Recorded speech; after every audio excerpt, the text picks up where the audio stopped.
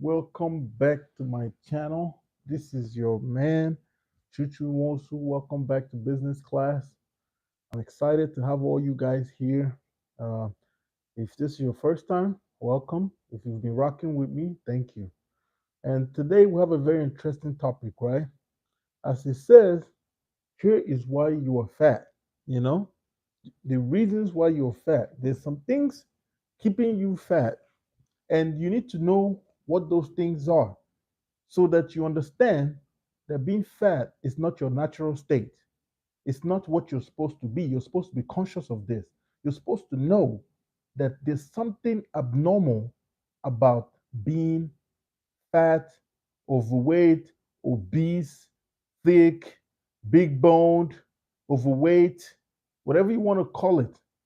Whatever the nonsense phrase is in this day and age, there's a reason why that applies to you. Okay. And today I'm going to try my best to guide you through some of the reasons, things that I've thought out, things that I've calculated, I've wrote down, put in place, and figured. These are some of the reasons why people are fat, right? And the goal, remember, this is business class. I'm talking to you guys that want to be businessmen. You want to be pillars of society, movers and shakers, and the people that get things done. I'm not talking about the losers, the people that want to, work minimal jobs for the rest of their life. They have no ambition. They don't wake up with a goal. They don't ask themselves the question, how can I do what I'm doing right now better? They don't ask themselves the important questions. They don't look themselves in the mirror and tell themselves the truth. The delusional blue pill beta male simp mangina. I'm not talking to those guys. I'm talking to the guys that want to be alphas, the leaders of their destiny. Okay, so here are some of the reasons why you're fat, or if you're not fat, some of the people they're fat. Your culture. What does your culture promote? Does your culture promote exercise? Does your culture promote healthy looking people? Does your culture promote reality?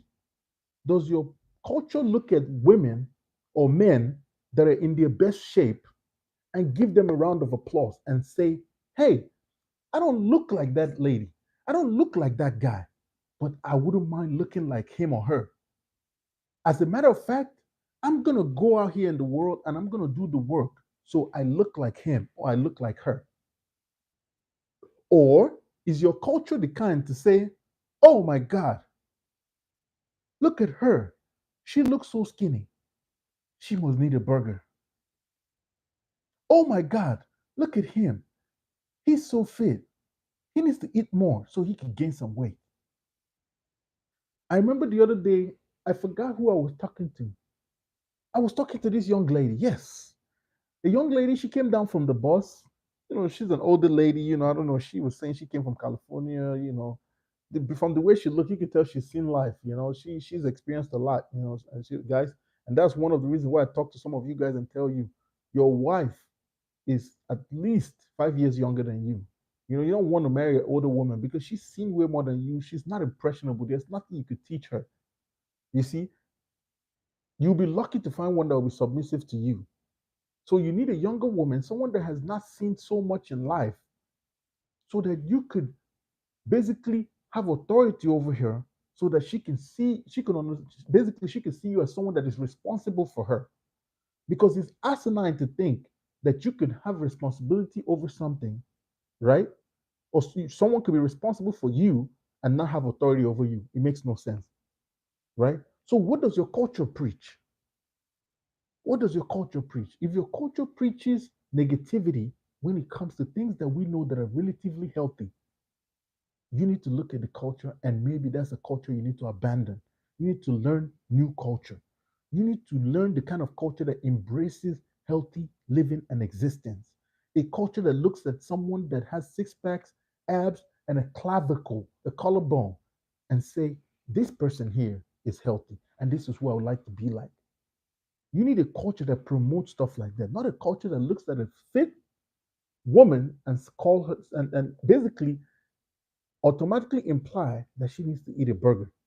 That's not the kind of culture you want to follow. That is a very toxic culture, and there's nothing to learn from that culture. The next thing you want to pay attention to is one of the reasons why you're fat is your upbringing. What does your upbringing say about you? What kind of family food tradition do you guys have? While your family's at the dinner table, what are you guys eating? I give you an example. When I was growing up, right, my mother, we ate all kinds of stuff. But on special days, especially like Sundays, she always made salad. And she always talked about the importance, right, of eating healthy and how salad is something that brings you very close to nature because it involves a lot of plant-based condiments and stuff like that. And things that some of the components of a salad are just things that grow naturally in nature or things that just grow naturally. So the upbringing you have and the kind of food tradition that your family has a lot to do why you're fat. If you will come from one of those kind of families where when you look around your dinner table, it's nothing but fat, lard, fat, oil everywhere.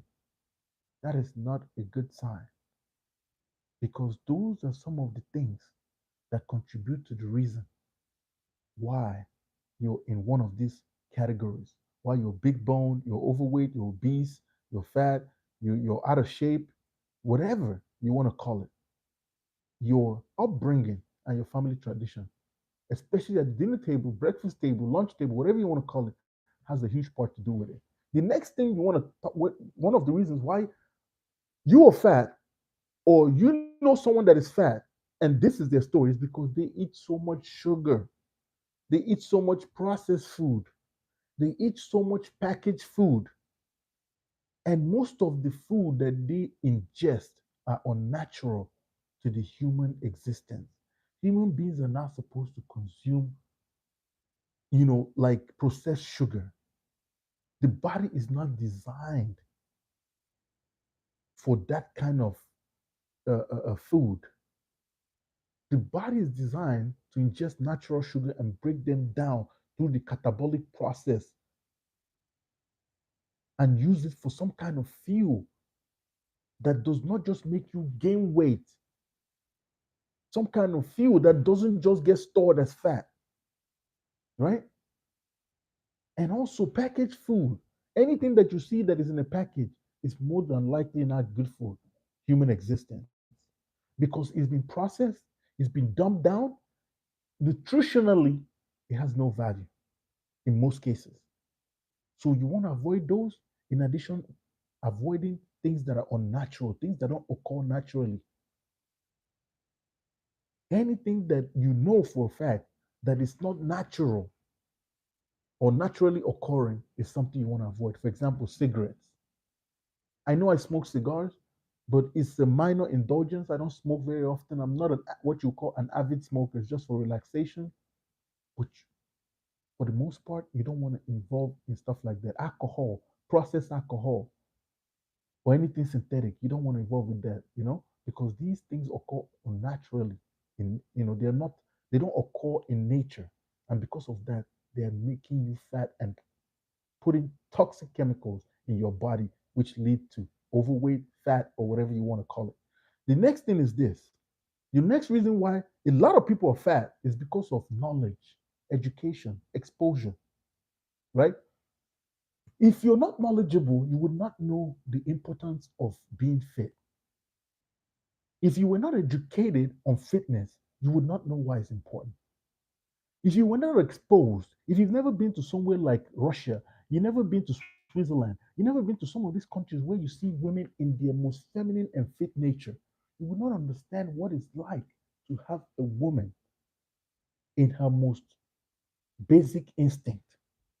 You see, I have this to say to a lot of guys. If you've never had sex with a woman that is at her BMI, you've not even started. It's a whole different experience to get engaged with a woman that is at the right weight. It's a different feeling. It's one that you will never forget because it's just a rush.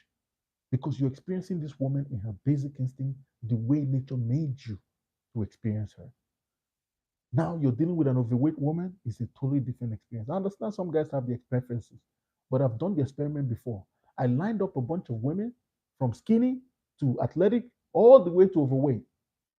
Most men, most men Not even most, what was it? The score, I think it was about 73 to 83% of the men that I polled, they all picked the athletic women. Even the so-called guys that say that that there's something about fat girls that they like is rubbish.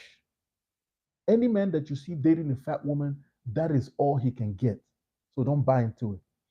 So let me give you my experience in high school. I'll give you an example of my experience in high school. Back in high school, there was this young lady. She comes from a very wealthy family. I don't. At that point, I didn't know if her family was still wealthy, but her family's last name was very well known. Throughout the country. So in one episode, I was trying to impress her and her friends, right?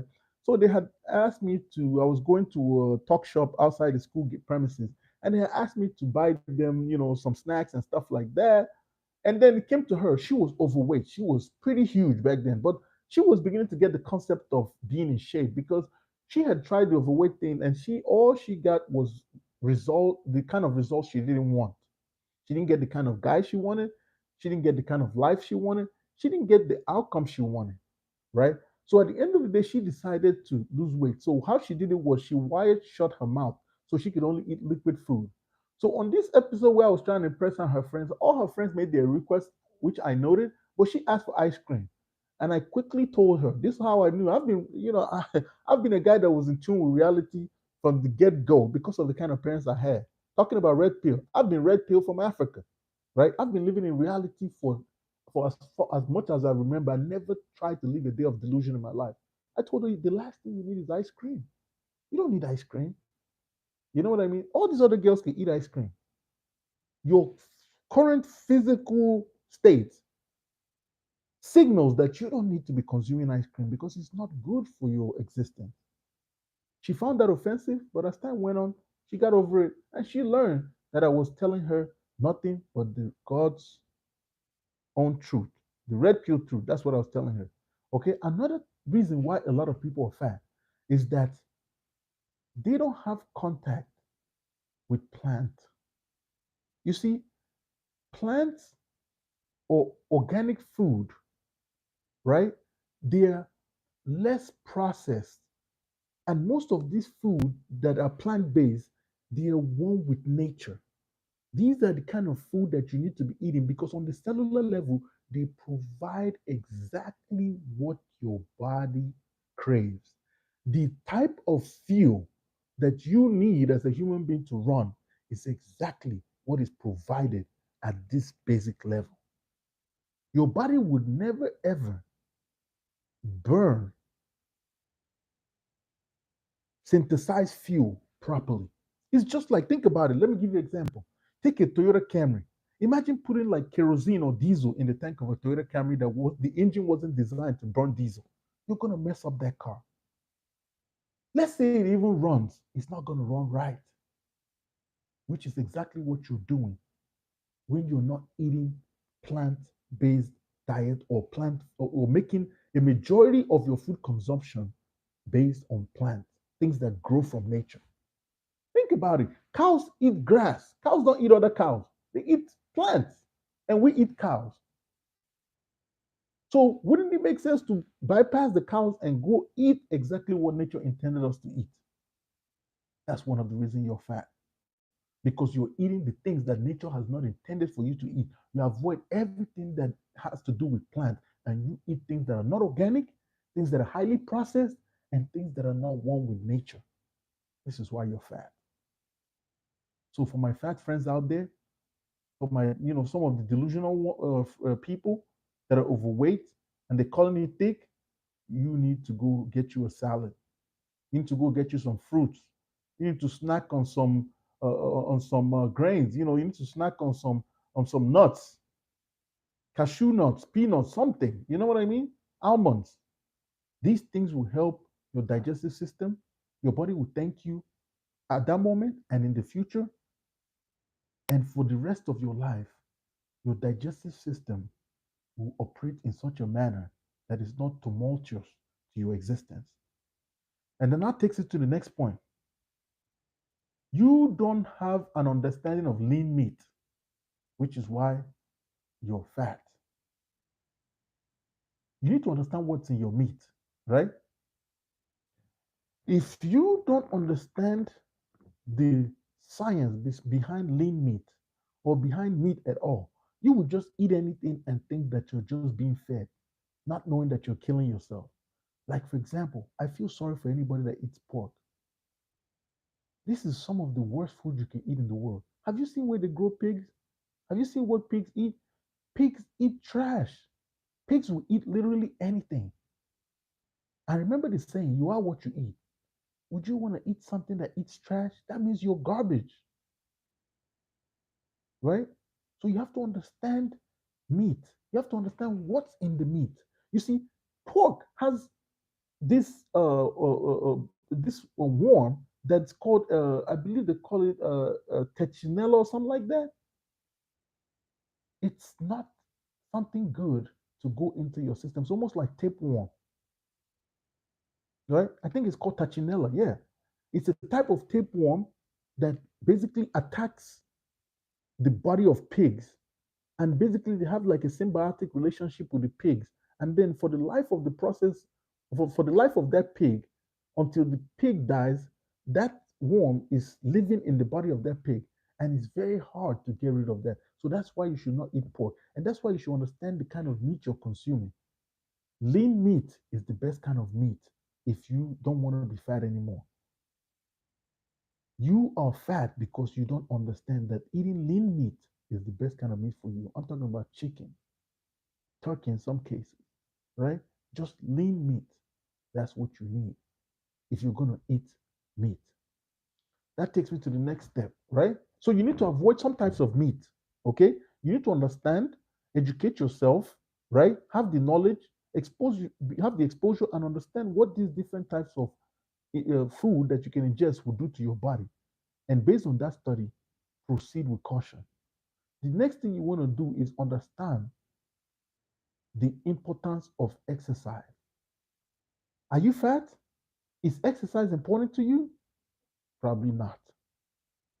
If you are fat, the reason why you're fat is because you don't understand exercise and how vital it is to your existence. Exercise is one of the best things you could do in your life because exercise is something that keeps your blood flowing. After you exercise and you take some rest, it helps nourish, it helps rejuvenate, it helps repair some of the damages that have been done in your body by the kind of bad food you eat or just oxidative processes of just human existence. Because as you live every day breathing in air, free radicals and stuff like that are forming in your body. And some of these things accumulated over a long period of time could cause cancer. So when you exercise, it helps get rid of some toxins and different things in your body and just help bring your body's homeostasis, which is the state of equilibrium, back to normal. I'll give you a story. Back when I was in Africa, right, when I was in high school, on Saturday, to show you the knowledge, the exposure, and the level of education that the owner of the university had, they incorporated a Saturday mandatory exercise in our curriculum. Every Saturday at 4 to 5 o'clock, everybody had to wake up and we had to do a jogging exercise all the way to the school, main school campus where we went for classes, which is about a mile and a half. So we ran over there, and then we had to jog back. This was something that at that point I found it very annoying. I found it very irritating. It was something that you didn't want to do, but once you started it, you were glad you did. You found I found it invigorating after we're done with the exercise, but the startup process is the most annoying part. So even till today, when it's time for me to work out, I find it very annoying. But once I start, I'm always glad I did because it's one of the best experiences once you're done. It feels very good. You feel rejuvenated, you feel younger, you feel more alive, you feel like something positive has happened to your life that helped you get healthier, right? And also, my mom and my dad, like they were not very adamant in working out. My mom did work out, but I remember one scenario where I went to the gym with my mom. My mom did her best to get in shape, you know. But I remember one scenario when I went with her and I asked her a question. I saw this lady that was very skinny, slim, just running, and And then what she said about the lady was very funny. She told me, yeah, those ladies are like, they were like high society girls, another word for that, basically girls that sleep with men and stuff like that. And that the reason why she works out so hard is because she consumes so much alcohol, so she's trying to burn it out. And I just thought to myself, well, why can't she just be trying to get fit? Why do you have to why do you have to, talk down on her like that? But my dad's history with exercise, my dad, when he was much younger, he was more someone that was into fitness. But as he got older, with how busy life got, he seldomly had time to exercise. But he did. He did like some squats, jumping jacks, run on the spot. Even till today, when I go to visit him, I implore him to go come on a walk with me. We go on jogs together. We do exercise. We do hit exercises in the house and all kinds of stuff. So he's good with that. So you see, uh, exercise is important to me. Is important to my family members. It's something that has been incorporated into my family's existence, and because of that, I'm glad they did that, because it had, at some point in my life, I was getting out of shape, and that culture of fitness that was already built into me helped me, basically fall back to my default setting. Okay. The next reason why you're fat is this, right? What is caloric deficit? Do you understand what that statement means? Caloric deficit. What does that? What do you define it as? What does that mean to you? Okay. I'll give you an example of what happens when you're fat, right? Caloric deficit is taking in less, okay? It's taking in less than you spend, right? Compared to what you burn, right? So let's say, for example, right? I'll define that again, right?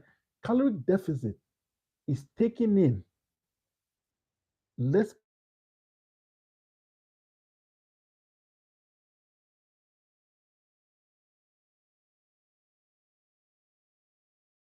compared to what you burn. Okay, imagine a big balloon, right? So you take that balloon, okay, imagine a big balloon, right? So you take that balloon and you blow into the balloon, and now the balloon is huge, right? This balloon is just huge, it's just big. And then while this balloon is big, right? What you do is you start letting out a little bit of air from it. Let's say the balloon was like, say, 16 inches in diameter. As you keep letting the air out of it, you stop when it's like, say, 12 inches in diameter, right? Now, when you add one more inch in diameter to that 12 inches, now it's 13 inches, right? You just added some air, but it's not going back all the way to 16 inches. You see, now it went from 12 to 13, right? Now, imagine you come back the next day and you remove another 4 inches from 13 inches. Now you're at 9 inches, right? And then while it's at 9 inches, later that evening, you come back and you put in like another 2 inches. Now it's at 11 inches, right? It's at 11 inches. And then you come back the next day, right? From 11 inches, you remove another 4 inches, right? Now it's at 7 inches. That, and so on and so forth. That's an example of caloric deficit. You're removing more air than you're putting back in. That's how you practice caloric deficit. You're removing or using or burning more food or more energy that you're taking in. So the food that you take in, the energy that it provides, you are spending more than is being accumulated. That's caloric deficit. And that's what a lot of you guys that are overweight, fat, thick, red, big boned, overweight, obese, out of shape, shapeless, whatever it is, this is something you need to practice so you can get in shape. Like I said, I'm not just making fun of anybody. I'm not just saying this to shame you or guilt you. It's a journey that I've undergone myself. I keep going through every day. I go through color, I weigh myself, I make sure that I'm not excessively, you know, outside the norm for me, because it helps keep you healthy. It's not just about looking sexy, looking good, looking handsome. It's about health, life, being here, living an intentional and purposeful life, being here for as long as you intend to be here. Not just being here for, you can control how long you're going to be here on this planet, contrary to belief. You can control that. And one of the ways to control that is through caloric deficit. Okay. So one of the reasons you're fat is because you don't understand caloric deficit. I've explained it. So now you go practice it so you can get to your goal. The next thing that is that I want to explain, right, is another way to explain why you're overweight is this, right? I want to think of it like a lorry, right? A tractor trailer. I'm going to give a tractor trailer analogy, right? Right? So let's say, for example, right, you're driving a tractor trailer, right? You have something like $300 to buy diesel, like, or let's say you have a full tank of diesel, right? And you're driving down the highway, everything is all gravy, right? That tractor trailer is gonna be fine, right? But if you now take, like, say, the kind of money, right, you would use to fuel a Toyota Corolla and put that in diesel into the tractor trailer, that tractor trailer is not going to go very far. So let's say it costs $300 to fill up the tractor trailer with diesel, right? And you have a full tank of gas. You're coming from California to Illinois, and you get to somewhere like Kansas, and you're almost out of gas, right? And now you put in $30. That's how much it costs to fill up my Toyota Prius. You put in $30 in the tank. You know you're not gonna go very far before you need some more gas. So if you put in $30, you're gonna be burning more than you're putting in. So you see, at that point, the diesel of the energy that the truck is burning is more than what you're putting in. So that's another way to explain caloric deficit or what you need to practice so that you're not fat. So one of the reasons you're fat is because you drive the truck, the full tank of gas of truck, and then you get to Kansas, you're almost out of diesel. You go and fill up the whole tank with diesel again. You see, now you're putting in just as much as you're burning, and you're not gonna lose weight. All right. So now the another reason why you're fat is because you don't stay hydrated. You need to stay hydrated. You need to stay sucking in some water, You need to stay hydrated with alkaline water or water and lemon. These are one of the practices that would help you lose weight because so many processes in the body work simultaneously with electrolytes. So you need to either drink alkaline water with some electrolytes, water with lemon, or water with electrolytes, or all of the above. Because when you inculcate all this stuff into your daily practice, you stay hydrated. It helps the body, the cellular process function more efficiently. And one of the ways that the body gets rid of a lot of things is through liquid, right? Because sodium and other electrolytes, as they move through the body, they're able to move out a lot of stuff. That's why once you get into the gym and you're exercising, one of the things they encourage you to do is to take down a lot of water. Even old people, they advise older people, the geriatrics, to stay hydrated because one of the things that kill a lot of old people is dehydration because they don't consume enough fluid because at that point in their life, that thirst factor is not there anymore. They could go a long time without the need for, the need to drink water, but they don't know they're thirsty or their body's lacking in fluid or that they're dehydrated, but they never feel that need to take in water because they've just lost that, ability to feel thirsty and they don't know it or unbeknownst to them. So the next thing is this, right? The next reason why you're fat is this. You need to study the BMI chart. You don't understand the BMI chart. Okay, this is the body max index. Okay, you need to understand your BMI, right, and drop to the appropriate weight for your race, height, age, and sex, right? A lot of people I've come to understand don't even know what BMI is used for or what is a BMI. BMI is your body's basically where your body in calculation for your height and your weight should be. For example, I'm 6 foot, right? And my BMI is somewhere between 170 and 180, right? That's the right weight for a guy like me. Currently, I'm trying to drop to 199. That's my goal. That's my target for now. And then work my way from there. So a lot of people have seen me and they're always like, oh my God, you look good for your, what are you trying to lose? Like I told you about the lady that jumped out of the bus. She had her culture. You see, her culture has taught her that being skinny is not good, or being skinny is not healthy, or something is wrong with being skinny.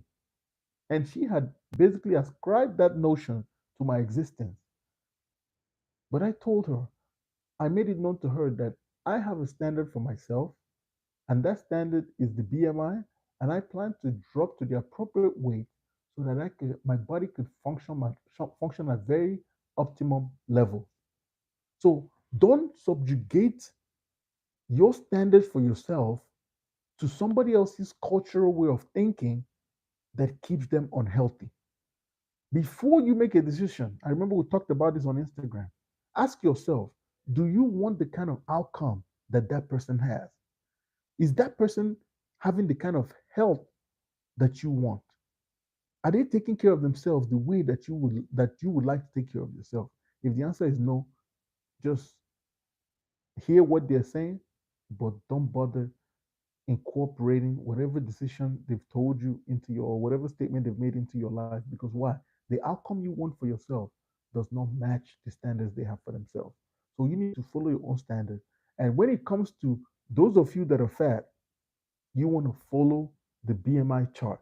You want to find your height at your age and get into the right weight. That is the healthy way to live your life. And once you understand why you're fat, this right here will help you get through the journey to get into the right weight in your life. And as you go through your journey, from all of us here in business class, wish you good luck. All right, guys, thank you so much for those of you that came today to join and see what we're doing over here. I appreciate you. For those of you that are new, welcome. Thank you guys so much. Remember, if you need to move your car around the city, I'm your guy. You need to move your car from state to state, I'm your guy. You need to buy a car from Copart Manham IAA. The link's in the description how to contact me. Whatever you need, as far as he has to do with cars, fixing it, mechanical, body work, I'm your guy, right?